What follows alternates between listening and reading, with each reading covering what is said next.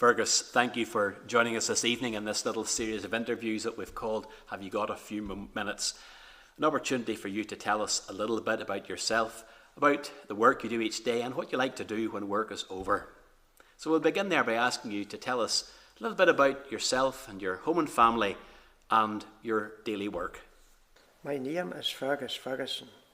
I am married to Carol and we have 2 teenage boys, Fergus and Alexander. Having been brought up on a farm, really farming was the only thing I ever wanted to do. When I was younger, I worked on other farms as well as helping my father, but I now farm at home full time, keeping suckler cows which I rear up to beef, also buying store cattle which I also finish up to beef. The farm is situated between Cookstown and Stewartstown. Fergus, obviously farming has its challenges. I'm sure any farmer would tell us that. But there's good sides to the work and there's those challenging sides as well. But also as a Christian, I know you bring your faith to the work that you do. So maybe you'll tell us a little bit about all of those things. First of all, I would say most of the time I do enjoy working on the farm. No 2 days are the same.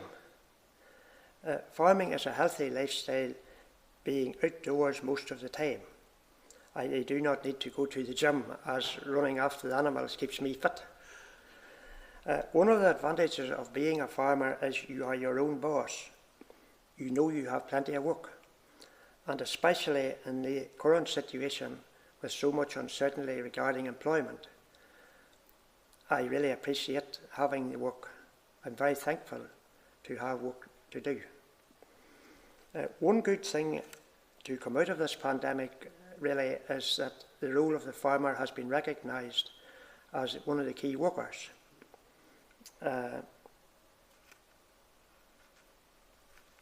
In supplying the food for the population. One of the enjoyable sides of the suckler farmer is seeing the calves born safely. Most of the calves would get up there and themselves and suckle the mother, but you do have to be prepared to put in time with some to get them suckling. The sooner this happens after birth, the better. Some suckler cows can be quite dangerous as well, and you do have to watch, especially coming up to the calving and a few days after calving. You could get attacked, or you do have to be careful with handling animals like that. Farming is quite a dangerous job as well. Things like mixing slurry there and even working with machinery, cattle, tractors and machinery and different situations like that. There is a certain amount of satisfaction in seeing the calves being born safely, growing up to the store stage and then going on up to beef. Also purchasing store cattle, seeing them up to beef there as well. There is a certain amount of satisfaction and you would feel a certain amount of achievement when everything goes successfully with you. I think we are very blessed here in Northern Ireland to be able to produce such good quality food. We have fresh meat, lamb, pork, chicken, fish, etc., and all the dairy produce as well. Especially when you think of other countries, there can be a drought situation and they're really near enough starvation for many, which is concerning. So I think we do have a lot to be thankful for here in Northern Ireland. And then farming, it can be quite a challenging job as well. Like it can be lonely at times, and it's especially if things there do not go according to plan.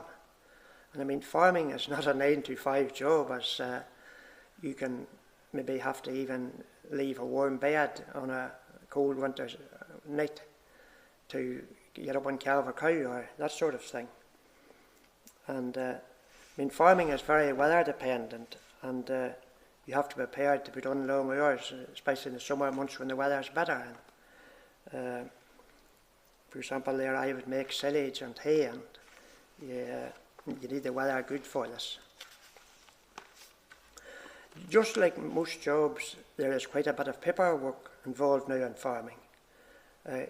Keeping herd records, registering births, farm quality assurance is an important end, and farmers have farm inspections, which they must meet certain standards, and animal tests, etc. So this is all time consuming as well.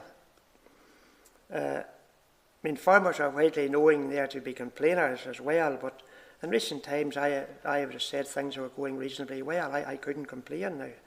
Quite good, I would have said. So, and another concerning for farming at the minute is the Brexit uncertainty. There is talk of a border in the Irish Sea, and as Northern Ireland produces a lot more food now than we would consume, so I would be concerned that could be a problem, you know. We export a lot to the Great Britain market, and I would like to see the government getting a suitable resolution to this, or it could hit just the exports and that. And it may also put pressure, I would have thought, on Northern Ireland, maybe even place their situation within the United Kingdom. And personally speaking, now I wouldn't like to see that happening. So, and as Christians, we are called to be salt and light in the world. An experience I had once when making hay, a neighbour stopped with me on a sunny Sunday morning.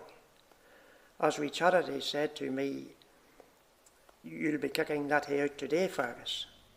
And I replied, "No, I will not be touching hay today. I will be going to church."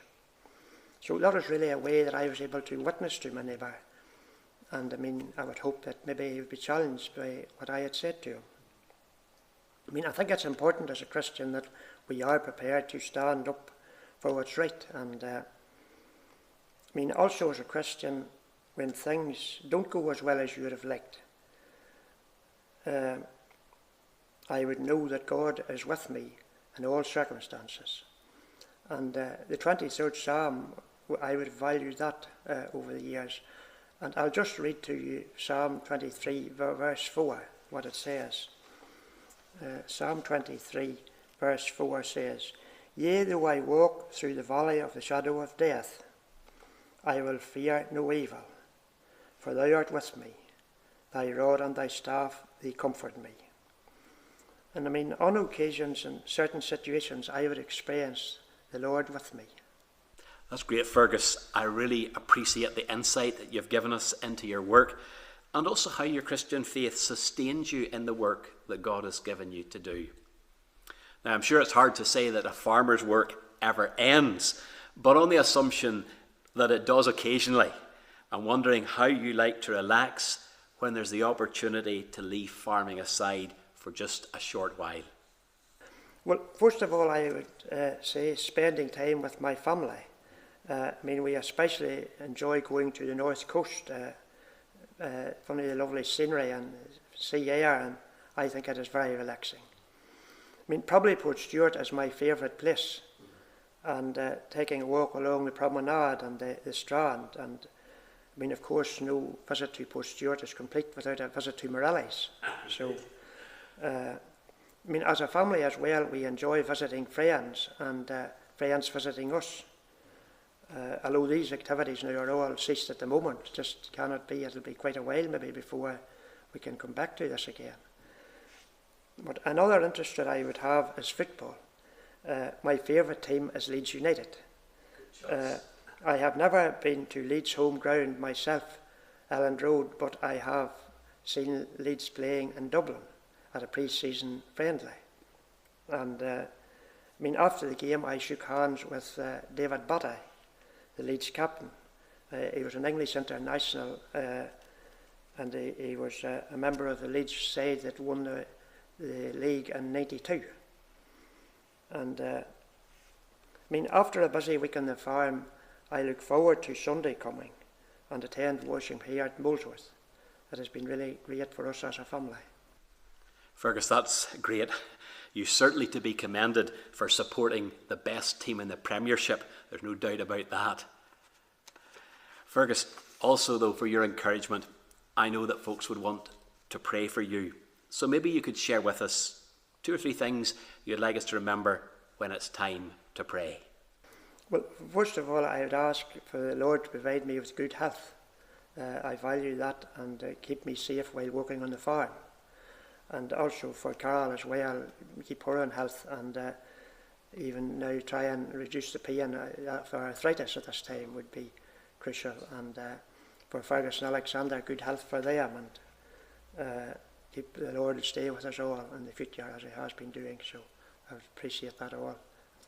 So. Thank you very much, Fergus. We really appreciate you sharing with us this evening. And I know that as we pray for you, our prayer would be that the Lord would richly bless you and your family. Thank you very much, Tom.